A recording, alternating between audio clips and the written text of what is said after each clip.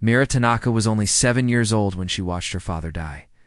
She sat in front of a small screen in a refugee shelter while her mother held her close. The video was grainy and filled with static, but she could see his face clearly. Captain Hiroshi Tanaka stood on the bridge of his burning ship, flames dancing behind him as he recorded his final message. "Mira, my little star," he said with a tired smile. "Daddy has to stay behind so others can escape. I need you to be brave. I need you to remember that we fight not because we hate our enemies, but because we love those behind us. Be good for your mother. I love you both forever." The transmission ended with an explosion of white light. The ship called Eternal Dawn had rammed itself into a void swarm carrier, buying precious minutes for 3 million alien refugees to escape. Her father had saved people who were not even human. He died a hero. That was 15 years ago. Now Mira stood on the observation deck of the battleship Prometheus Rising, staring at the stars that had taken everything from her. She was no longer a scared little girl.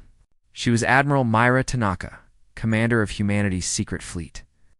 And she carried her father's sacrifice like a weight on her shoulders. The galaxy had changed so much since those terrible days. When humanity first joined the Galactic Council, they were seen as primitives. Humans came from Earth, a planet so dangerous that other species could not believe anyone survived there. High gravity, extreme weather, predators everywhere, and diseases that killed quickly. The aliens called humans Deathworlders, and they meant it as an insult. But when the Void Swarm came, that insult became a prayer. The swarm appeared from the dark spaces between galaxies.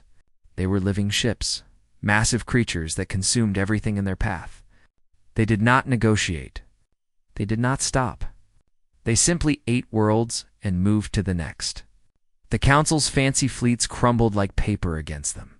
Species that had known peace for 10,000 years suddenly faced extinction. Humanity volunteered to fight. The other species thought humans were crazy. Why would these primitives throw themselves against an unstoppable enemy? But humans understood something the Council did not. They understood that some things were worth dying for. They understood sacrifice. Mira closed her eyes and remembered the stories her mother told her. Human soldiers charging into swarm carriers with nothing but rifles and determination. Human pilots flying damaged ships into enemy formations to protect evacuation transports. Human medics running into burning stations to save alien children they had never met. The Battle of Nexus Prime was the worst. 40 human carrier groups faced 300 swarm hive ships. The Council fleets were supposed to support them, but when the fighting got bad, they retreated. They left the humans alone against impossible odds. Her father's ship was there. So were 2 million other humans who never came home, but they won. They broke the swarm's advance and gave the galaxy time to breathe. Humanity had saved civilization. They paid for it with rivers of blood. The reward for their sacrifice was betrayal. Mira turned away from the window and walked through the corridors of her ship. Crew members saluted as she passed, but she barely noticed. Her mind was trapped in the past, in the dark years that followed the war. The Council had looked at humanity after the fighting stopped, and they did not see heroes. They saw monsters.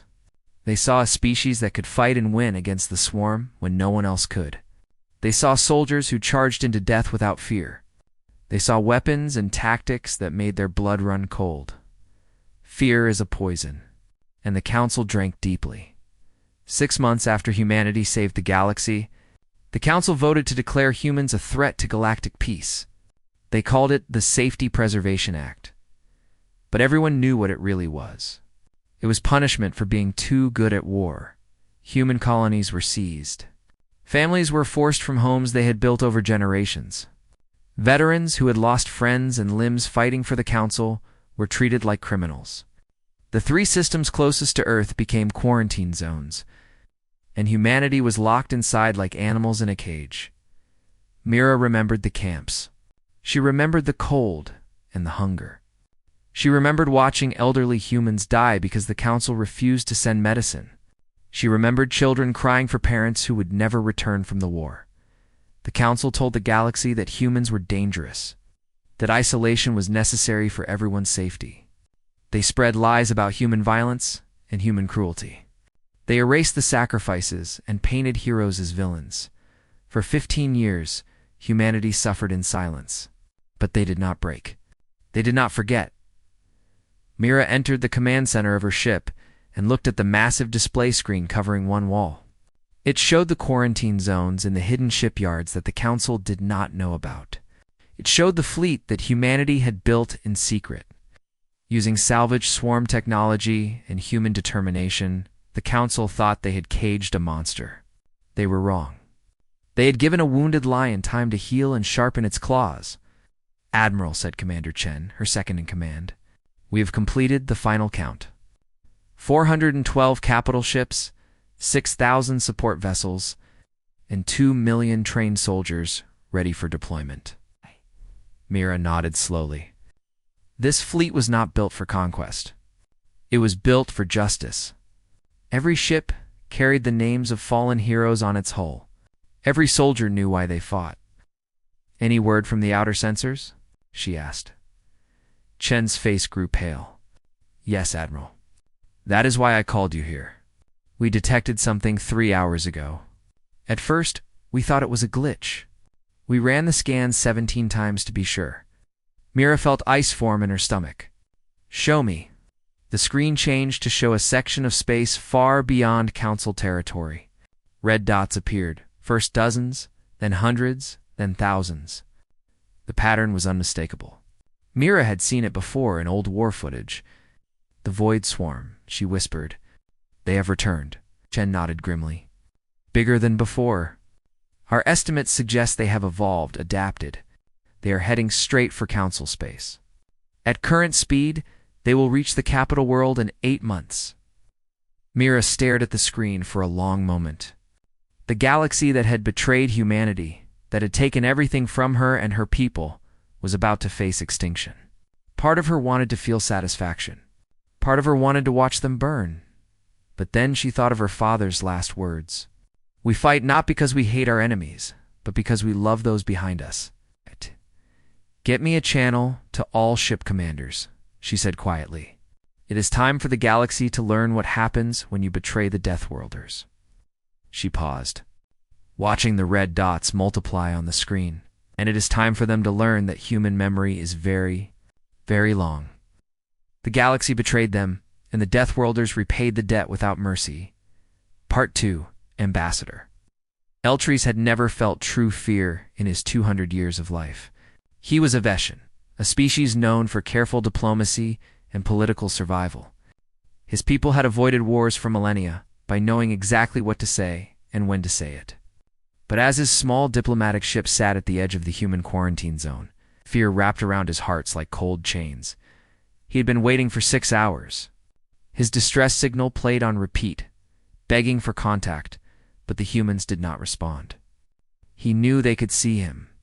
Their sensors were primitive by Council standards, but they worked well enough. They were making him wait on purpose. Finally, a voice crackled through his communication system. It was calm and cold, like winter wind. "Ambassador Veltries. This is Admiral Mira Tanaka of the Human Defense Fleet. State your business in our territory." Veltries swallowed hard. "Admiral Tanaka, I come bearing urgent news and a proposal from the Galactic Council. The Void Swarm has returned. We face extinction. The Council requests human assistance in defending civilized space."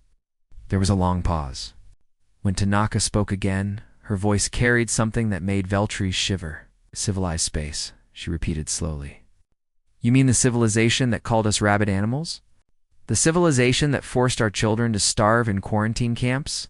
That civilization? Admiral, please understand that the Council has recognized its mistakes. We are prepared to offer full restoration of human colonies. Complete citizenship rights, and I have a recording I would like you to hear, Ambassador." The screen in front of Veltries flickered to life. He saw the Council chamber from 15 years ago, filled with delegates from 100 species. His own younger self stood at the podium giving a speech. "Humans are too dangerous to remain free," the recording of Veltries said. "Their violent nature makes them unsuitable for galactic society. We must contain them before they turn their weapons against us. They are barely more than intelligent beasts. The recording ended. Beltries felt sick. He remembered that speech. He had been so proud of it at the time. That was a different era, he said weakly. We did not understand. You understood perfectly, Tanaka interrupted. You understood that we would die for you, and you punished us for it. Now, the swarm returns. And suddenly, we are not beasts anymore. Suddenly, we are useful again. Back on the Prometheus Rising, Mira sat in her command chair with her eyes closed. Around her, the bridge crew watched in silence. They all knew this moment would come. They had prepared for it, debated it, argued about it for months. Now it was here. Admiral Chen said quietly, "The senior commanders are requesting a council. They want to discuss our response." Mira nodded and stood. "Tell Ambassador Veltries to remain where he is. He will receive our answer when we are ready to give it." The meeting took place in the ship's largest conference room. 30 admirals and generals sat around a long table, representing every branch of humanity's hidden military. Their faces showed different emotions. Some looked angry. Some looked tired. Some looked almost eager. Elder Counselor Marcus Webb sat at the far end of the table. He was the oldest person in the room, a veteran of the First Swarm War. His left arm was mechanical, a replacement for the one he lost at the Battle of Nexus Prime. His voice carried the weight of terrible experience. "We have waited 15 years for this moment," Webb said. "The question before us is simple. Do we help the galaxy that betrayed us, or do we watch them burn?" Admiral Rodriguez slammed his fist on the table. "They left my battalion to die at Station Kepler. They watched our people freeze in quarantine camps. They called our children monsters. I say we let the swarm have them, become what they accused us of being," asked General O'Coffer quietly. "They said we were beasts. If we let billions die when we could have helped, do we not prove them right?" The argument continued for hours. Old wounds were reopened. Names of the dead were spoken like prayers. Every person in that room had lost someone to the war or the quarantine. Every person carried scars that would never fully heal. Finally, Mira stood up. The room fell silent. "My father died saving alien children he had never met," she said. "He did not ask if they deserved to live. He did not calculate whether they would thank him. He saw people in danger, and he acted. That is what humans do. That is what makes us different from them." She walked to the window and looked out at the stars. "If we let the council burn, we save ourselves, but lose our souls.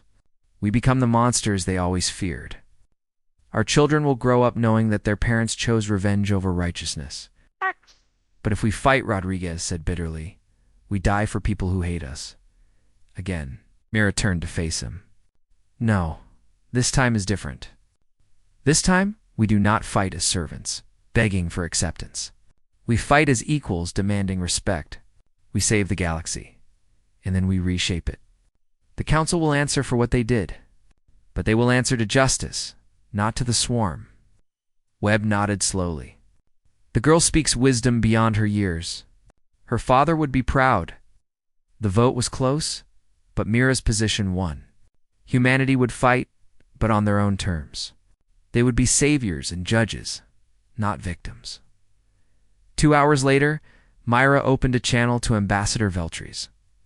"Humanity will address the swarm threat," she said. "But understand this clearly, Ambassador. We are not coming to save the Council. We are coming to save the innocent people your leaders abandon. Stay out of our way. Do not give us orders. Do not ask for updates. When the swarm is destroyed, there will be a reckoning." Veltries trembled. "What kind of reckoning?" "The kind you have earned. Tell your council this: the Deathworlders remember everything, and we repay all debts." The communication ended. Beltries sat in his ship, shaking. He had come hoping to recruit allies. He was leaving with the knowledge that something far more dangerous than the swarm was about to be unleashed. On the Prometheus Rising, Mira gave the order that would change galactic history. "Open the hidden shipyards. Activate all reserve forces. Send word to every human colony." She paused, thinking of her father, of all the heroes who had died believing in something greater than themselves. "Tell them the debt is about to be repaid. In full, across 3 star systems, massive doors that had been sealed for 15 years began to open. Ships emerged into the light, hundreds of them, then thousands. The fleet that humanity had built in secret was finally ready to fly, and the galaxy would never be the same. The galaxy betrayed them, and the Deathworlders repaid the debt without mercy. Part 3. The swarm hive ship was larger than some moons. It moved through space like a living mountain, surrounded by thousands of smaller vessels that swarmed around it like angry insects. The Council had sent 17 of their best fleets to stop it at the Meridian Belt. It was supposed to be their great stand. Their moment of unity against the ancient enemy. The battle lasted 40 minutes. When it ended, every Council ship was debris floating in the void. 3 million soldiers from 12 different species died in less than an hour. The hive ship did not even slow down. News of the defeat spread across the galaxy like wildfire. Panic took hold of civilization. Species that had been allies for centuries turned on each other. Some tried to surrender to the swarm, sending diplomatic vessels toward the massive ships. Those vessels were consumed without response. The swarm did not negotiate. It only fed. The council chamber became a place of screaming and blame. Delegates accused each other of cowardice and incompetence. Some species announced they were leaving the council. Others demanded that their worlds be defended first. The great alliance that had ruled the galaxy for 10,000 years was falling, apart in days. And then the humans arrived. The fleet emerged from hyperspace in perfect formation.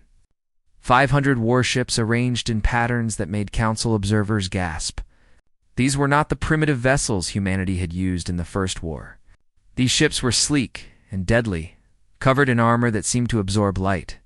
They moved with precision that spoke of years of secret training. Admiral Tanaka's face appeared on every military frequency. "This is the Human Defense Fleet," she announced. "We are assuming combat operations in this sector. Council forces are ordered to evacuate civilians and stay clear of engagement zones. Any interference with our operations will be treated as hostile action." The council commanders tried to protest. They demanded coordination, joint planning, shared intelligence. Tanaka ignored them all. The human fleet accelerated toward the swarm at speeds that should have been impossible. On the bridge of the Prometheus Rising, Mira watched the tactical display with cold focus. The swarm ships were moving to intercept. Thousands of bioorganic vessels changing course to meet this new threat. Good. That was exactly what she wanted. "Launch the first wave," she ordered. "Show them what 15 years of anger can build." The human weapons were unlike anything the galaxy had seen. During their quarantine, humanity had salvaged pieces of destroyed swarm vessels. They had studied the alien biology, learned its secrets, and turned those secrets into weapons. Missiles that released chemicals designed to dissolve swarm armor. Energy beams tuned to frequencies that disrupted their neural networks. Boarding parties equipped with tools that could cut through hive ship hulls like paper. The first engagement was brutal and one-sided. Human pilots flew with a fearlessness that terrified friend and enemy alike. They did not retreat when damaged. They did not hesitate when outnumbered. A damaged cruiser named Iron Will rammed itself into a swarm carrier's engine section, destroying both vessels and saving a civilian transport that had been trapped in the crossfire. Council observers watched in stunned silence as humans demonstrated tactics that broke every rule of civilized warfare. Small teams of soldiers launched themselves through space in armored suits, landing on swarm vessels and fighting their way inside. Ships worked together in patterns so complex that alien computers could not predict their movements. But what shocked the observers most was not the violence. It was what came after. The Veshan colony of Tethys Station had been abandoned by the Council 3 days earlier. 2 million refugees huddled inside, waiting to die. The swarm had surrounded the station, slowly breaking through its shields. Savoring the feast to come, the human cruiser Mercy's Hand arrived with 5 escort ships. They were outnumbered 20-1, but they did not hesitate.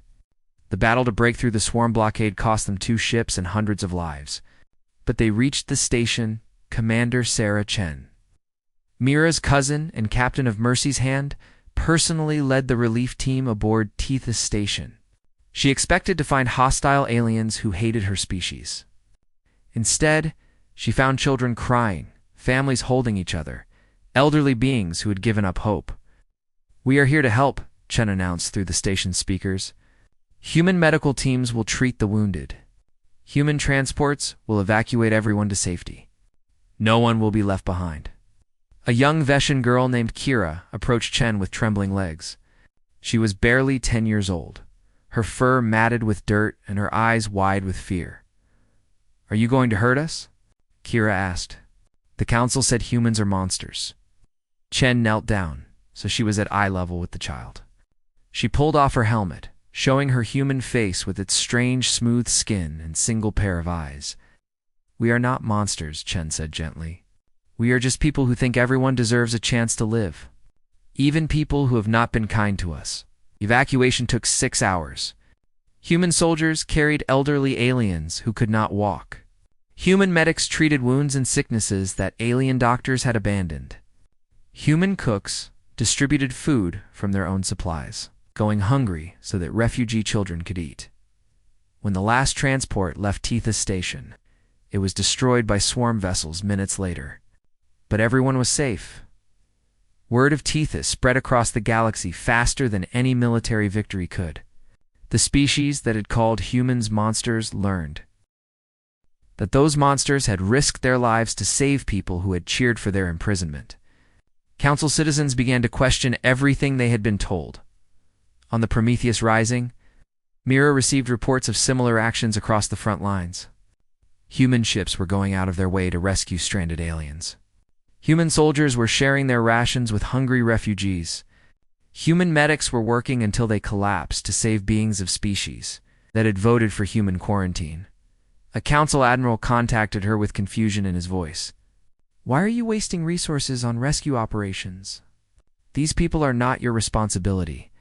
Every ship you send on evacuation duty is a ship not fighting the swarm." Mira looked at him with something that might have been pity. "You really do not understand us at all," she said. "You thought you knew what humans were. You called us beasts and monsters. You said we were too dangerous to be free?" She leaned forward, her eyes hard.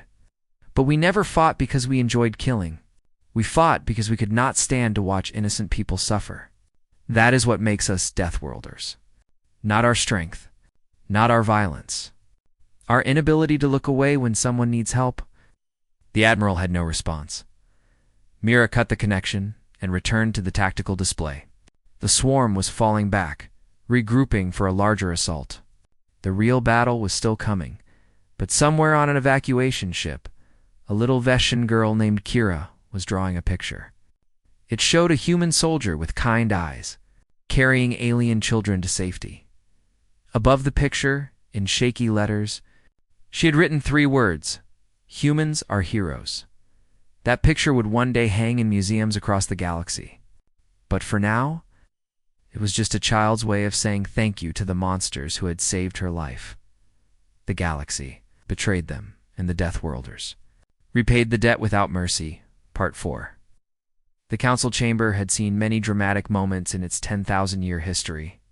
It had witnessed treaties that ended ancient wars, declarations that created new nations, speeches that changed the course of galactic civilization. But it had never experienced anything like this. The sun disappeared. Delegates, who had been arguing, stopped mid-sentence and looked up through the transparent dome that covered the chamber. A massive shadow had fallen across the capital world, blocking out the warm light that the Decian homeworld had known for billions of years. A human battlecruiser hung in the sky directly above the council building. It was the Prometheus Rising, and it was close enough that delegates could see individual weapon systems along its hull. Close enough to remind everyone exactly how vulnerable they were. Every screen in the chamber flickered, and Admiral Mira Tanaka's face appeared. She was not smiling. "Counselors," she said, "I hope I have your attention. I Chancellor Veltries." The same ambassador who had begged for human help weeks earlier stepped forward with his hands raised in what he hoped was a calming gesture.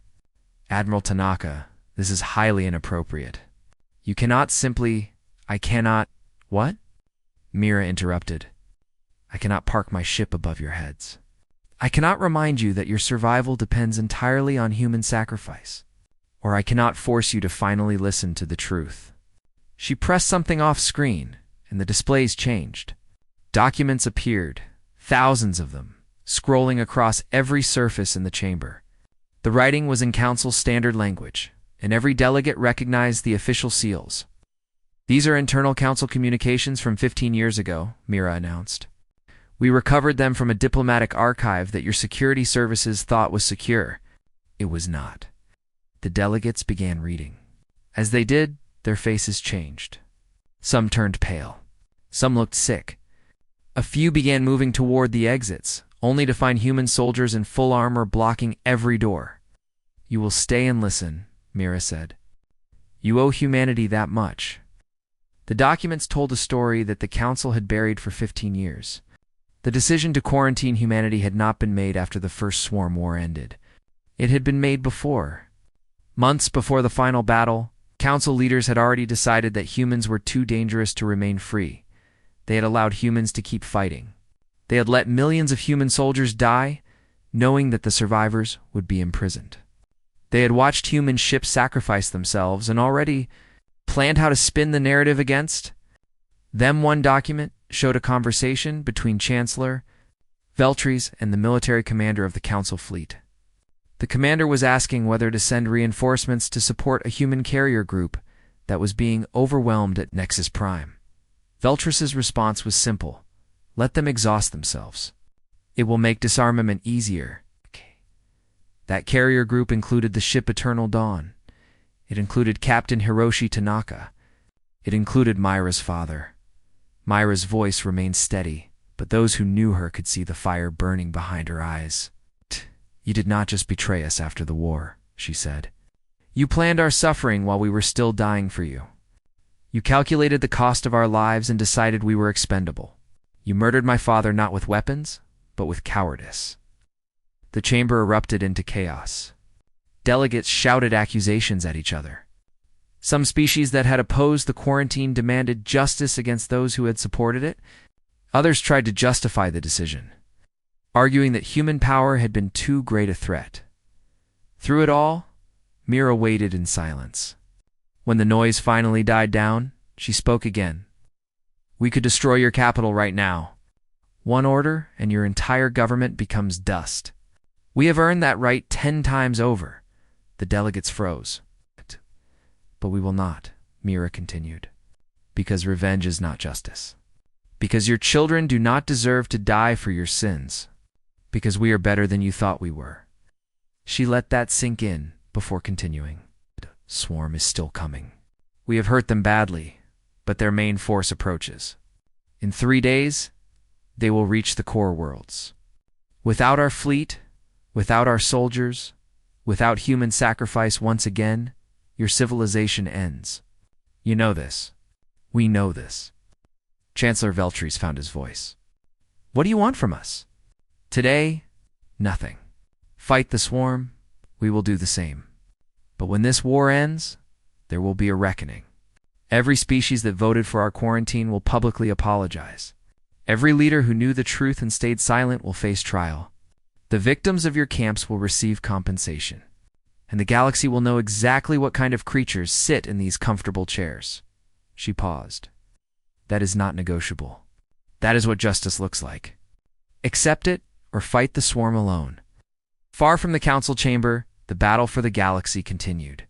Human forces had pushed deep into swarm territory, taking losses that would have broken any other military. The destroyer Prometheus, named after the ancient human story of someone who brought fire to his people and suffered for it, had been fighting for 6 straight days, its captain Commander Wei. Received word that a swarm carrier was approaching an alien hospital ship filled with wounded refugees. The Prometheus was the only vessel close enough to help, but its weapons were nearly depleted and its engines were failing. Wei did not hesitate. He ordered his crew to evacuate 2 emergency pods, then turned his dying ship toward the carrier. This is Commander Wei of the human destroyer Prometheus. He broadcast on all frequencies. I am about to ram a swarm carrier to protect a hospital ship. I want everyone to see this. I want everyone to remember, this is what humans do. This is who we are. The Prometheus struck the carrier at full speed. Both vessels exploded in a flash of light that was visible across the system. The hospital ship escaped unharmed. Wei's last words were recorded and played across the galaxy. They became a rallying cry for the final push against the swarm.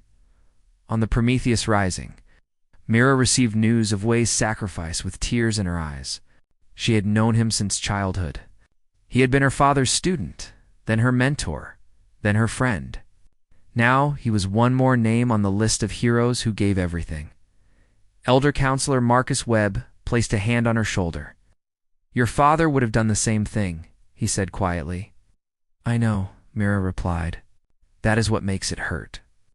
She wiped her eyes and turned back to the tactical display. The Swarm Queen, the massive intelligence that controlled the entire hive, had finally revealed herself. She was coming personally, bringing every remaining swarm vessel in a final assault on human positions, and she had made a mistake. "All ships," Mira announced, "the Queen is coming to us. She thinks she can end this war by destroying our fleet. She is wrong." She pulled up the plans they had been preparing for 15 years, the weapon that humanity had built in secret, using everything they had learned from captured swarm technology. "Prepare the silence protocol. It is time to end this." The human fleet began moving into formation. The final battle was coming, and it would decide the fate of every living being in the galaxy. The galaxy betrayed them, and the Deathworlders repaid the debt without mercy. Part 5. The Void Threshold was a region of space where stars died young and light seemed afraid to travel. It was here that the Swarm Queen gathered her forces for the final assault. 10,000 bioorganic vessels surrounded her massive form, each one filled with creatures bred for nothing but destruction. She had lived for millions of years, consumed countless civilizations, and never known defeat. The human fleet looked small against such numbers. 400 ships remained from the original force, battered and exhausted after months of constant fighting. They formed a defensive sphere around a single vessel at their center, a converted science ship that looked completely out of place among the warships. Admiral Myra. Tanaka stood on the bridge of the Prometheus Rising and watched the swarm approach. Her crew was silent, every person understanding that they might not survive the next few hours. But no one asked to leave. No one questioned the mission. They had come too far to stop now. "The Queen is attempting communication," reported her tactical officer. Mira raised an eyebrow. "The swarm has never communicated before. Put it through." The main screen filled with an image that made several crew members step back in horror. The Queen was not like her children. She was ancient and vast, a being that had evolved beyond physical form into something between a creature and a god. When she spoke, her voice seemed to come from everywhere at once. "Deathworlders," the Queen said. "You are different from the others. You fight without fear. You sacrifice without hesitation. We have consumed thousands of species, but none like you." "Is there a point to this conversation?" Mira asked. "Your kind and mine are not so different. We both understand the truth of the universe. The weak exist to feed the strong. Help us consume the prey species that imprisoned you. We will share the galaxy between us." Mira was quiet for a moment. She thought about the quarantine, the camps, the starvation, the children who died because the council refused to send medicine. She thought about her father dying while council ships retreated. She thought about 15 years of suffering at the hands of species who now begged for her help. The Queen's offer was tempting. It would be so easy to say yes. "You know what happened to us?" Myra said finally. "You know they betrayed us, used us, threw us away like garbage." "Yes," the Queen purred. "And now they cower behind your ships, hoping you will save them again. Why should you? Let us end them together." Mira smiled, but there was no warmth in it. "Because they were wrong about us," she said. "They called us monsters, and they were wrong. If we accept your offer, if we help you destroy billions of innocent people, then we become exactly what they feared. We prove that their cruelty was justified." She leaned forward. I will not give them that satisfaction. I will not let my father's sacrifice mean nothing. Humanity will never be monsters, no matter how much the universe tries to make us into one. The Queen's presence seemed to darken. Then you will die with them, Baby Mira agreed. But we will die human. That is enough. The communication ended. The swarm began its advance. All ships, Mira announced. The silence protocol is authorized. Protect the science vessel at all costs. Buy her the time she needs. What followed was the most desperate battle in human history. Ships threw themselves against swarm carriers, buying seconds with their destruction. Pilots flew into enemy formations knowing they would not return. Soldiers fought on hull breaches. Emptying their weapons into endless waves of creatures, the science vessel at the center of the formation was called Whisper. Inside, a team of scientists worked frantically on machinery that had taken 15 years to build. The silence protocol was humanity's final weapon, designed using everything they had learned from captured swarm technology. The swarm operated through a neural network, a web of psychic connections that let the Queen control millions of vessels as extensions of her will. The silence protocol was designed to turn that connection into a weakness. It would broadcast a signal through the network that would overload every connected mind simultaneously. But there was a problem. The signal had to be transmitted from inside the swarm's neural web. Someone had to take the device into the heart of the Queen's formation and activate it manually. It was a one-way trip. Elder Counselor Marcus Webb stood in the Whisper's cargo bay looking at the transmission device. It was surprisingly small for something that would change history. "The shuttle is ready," said a young technician. "Sir, are you sure about this?" Webb smiled. He was old. His body was more machine than flesh after years of war wounds. He had watched an entire generation grow up in quarantine camps. He had seen things that would haunt him forever. "I have been ready for a long time," he said. "My generation failed to protect our children. We could not stop the quarantine. We could not ease the suffering. This is my chance to make things right." He boarded the shuttle alone. As it launched toward the swarm formation, he opened a channel to the fleet. "This is Marcus Webb. I am transmitting to everyone who can hear me, human and alien alike. I want you to know why I am doing this." The shuttle dodged through a storm of swarm vessels, its small size making it hard to target. 50 years ago, humanity joined the galactic community hoping to find friends. We found teachers and allies. We also found fear and prejudice. When the swarm came, we did what humans have always done. We fought for those who could not fight for themselves. He was getting closer to the Queen now. Her massive form filled his viewport. We were betrayed for our kindness, imprisoned for our courage. Our children suffered because the galaxy feared what we might become. For 15 years, I wondered if humanity had made a mistake, if compassion was weakness, if we should have been the monsters they imagined. The shuttle entered the Queen's neural web. Alarms screamed as swarm fighters closed in. But I know now that we were right. We were always right. Humanity's strength is not our ability to destroy. It is our refusal to let cruelty define us. We choose to be better. We choose to save rather than condemn. We choose mercy over revenge. He activated the device. "Tell your children about us. Tell them that when the galaxy needed heroes, humans answered.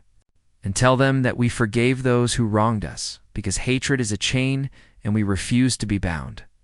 The signal exploded outward through the swarm's neural network. The Queen screamed, a sound that echoed through the minds of every being in the system. One by one, swarm vessels went dark. Their controlling intelligence burned away. Marcus Webb smiled as light consumed his shuttle. "Roshi," he whispered, thinking of his old friend Mira's father. "I am coming home." The battle ended in silence. 10,000 swarm vessels drifted without purpose, their connection to the hive mind severed forever. The Queen herself was gone. Her ancient consciousness dissolved by the signal she had used to control her children. The galaxy was saved. In the weeks that followed, the reckoning came. Council leaders faced trials for their decisions during the quarantine. Memorials were built on every world, listing the names of humans who had died in both wars. Species that had voted for humanity's imprisonment issued formal apologies. The council offered Mira a seat of power, a chance to reshape galactic government. She refused. "We did not fight to rule," she told them. "We fought because it was right. Give us back our colonies. Give us our place among the stars.